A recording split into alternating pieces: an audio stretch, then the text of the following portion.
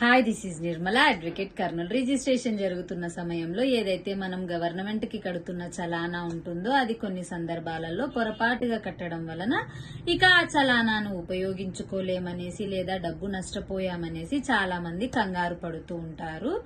అయితే ఇటువంటి సందర్భాలలో మీరు ముందుగా సబ్ రిజిస్ట్రార్ గారిని కలిసి ఏవైతే జరిగిన తప్పిదాలు ఉన్నాయో వాటి గురించి వివరిస్తూ ఒక అర్జీని సమర్పించినట్టయితే సబ్ రిజిస్ట్రార్ గారు ఆ చలానాను ఉపయోగించారా లేదా అని విచారించి డిస్టిక్ రిజిస్ట్రార్ గారికి పంపించడం జరుగుతుంది. డిస్టిక్ రిజిస్ట్రార్ గారు తనిఖీ చేసి రిపోర్ట్ ఇవ్వడంతో మీరు ఆ రిపోర్టుని తీసుకొని ట్రెజరీ కార్యాలయానికి వెళ్లి కలిసినట్టయితే ఏవైతే మీరు చేసిన పొరపాటులను సరిచేసుకోవడము లేదా డబ్బు రీఫండ్ చేసుకునే అవకాశాలు కూడా మీకుంటాయి.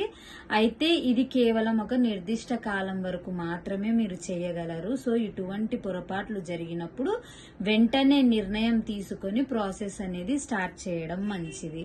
ఇటువంటి వాటికి సంబంధించి మీకు ఇంకా ఏమన్నా డౌట్స్ ఉన్నట్టయితే మీరు మమ్మల్ని కాంటాక్ట్ అవ్వచ్చండి.